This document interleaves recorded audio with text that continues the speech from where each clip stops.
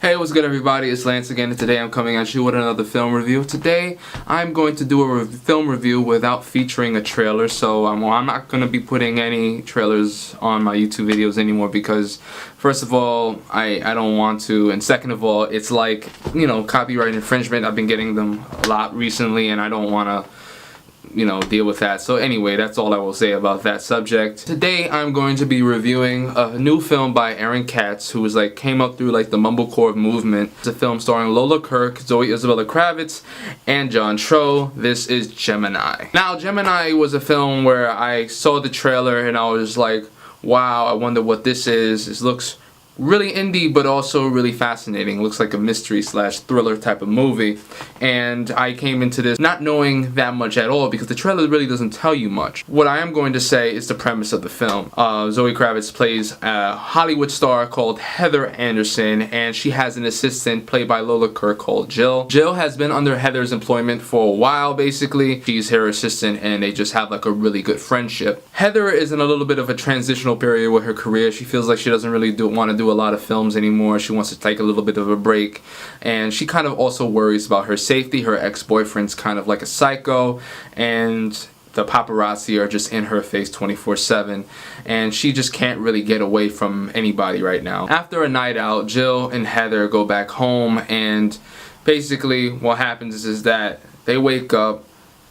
Jill goes out, Jill comes back and finds Heather's body on the floor. She doesn't know what the hell happens. John Cho plays a detective who's in charge of the case, and it's just a very mystery. It's like a very noir. And that's all I will basically say about this film, without spoiling anything else. This is a very interesting film for me, in my opinion. I really enjoyed it personally. I thought it was a pretty neat noir. It centers in LA, obviously, and it captures LA, especially the nightlife, really well. There was sequences in this film where I kind of was reminded of Drive, simply because of how it was shot in terms of lighting and things of that nature. Not necessarily because of tone, but also is kind of tone. I feel like the score kind of reminded me about Cliff Martinez. Basically, kind of almost like Neon Demon as well. I kind of got that kind of vibe from this film. Lola Kirke gives a really good performance. I haven't really seen too much of her in films lately. I know she was in Mistress America, which I really liked. It was a Noah Baumbach film. I think it came out in 2015.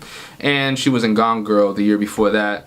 And she has her show on Amazon. But this is the first I'm really seeing of her as a leading woman, and she's really good here. I really enjoyed her work here, and her and Zoe have really good chemistry. You bought their friendship, you bought their dynamic, and for however it lasts, it works. John Cho, I haven't really seen him besides Columbus. Obviously, Columbus was a film last year that he had played opposite Haley Lou Richardson, and yeah, that was the first I had seen of him from a while, other than the Harold and Kumar stuff that he was doing before. But now that he's coming back into films and he's doing a little bit more of a dramatic role, I actually really bought him. I thought he was really good. He was really intimidating. I bought him as a detective type of character, I guess you can say. I mean, just because I enjoyed it doesn't mean that someone else is going to enjoy it. I feel like this is a film that has a lot to do with taste. If you like these type of films, if you like these smaller scale type of noir, especially set in such ambient lighting sequences, if you like that type of stuff, then this is the film for you. But I mean, for some people, maybe they'll feel that this film is a little bit too small scale for them. Maybe they want something with a little bit more oomph, a little bit more out there type of reach, more larger scale type of deal. This is a very small film, and that's the only thing that I really have to say about it that maybe not everybody will be on board with. The ending does kind of feel a little bit abrupt, I guess you can say. It kind of wraps up in a way in which is not only ambiguous but also could come out to people seeming a little bit rushed, or not rushed, I guess you can say, just not fully established, or maybe people will not get it, if that makes any sense. But all in all, those points weren't enough to take away my full liking from the film. I really much appreciated the cinematography, shot really well, the score, beautiful, had me feeling like I was in a noirish type of state when I was coming out of the theater and walking through the streets of Lower Manhattan. Really cool. Yeah, good performances all around. It's pretty short. It's at a 90, I think it's 90 or 98 minutes. And yeah, if you like smaller scale films like this is definitely a good indie film that you would definitely like. Aaron Katz, I haven't seen much from him, but this is a good start for his, I guess you can say, narrative film career.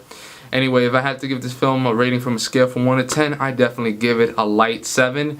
Really decent film, solid flick. Definitely go see it if you can. I don't think it's playing in a lot of theaters. I believe it's playing in the ArcLight in LA, and in New York it's playing in both the Alamo Drafthouse and Angelica Film Center.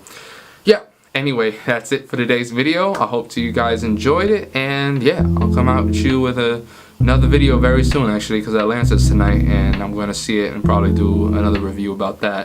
But anyway, you guys have a good one, and I'll talk to you guys later. Subscribe, please. Peace.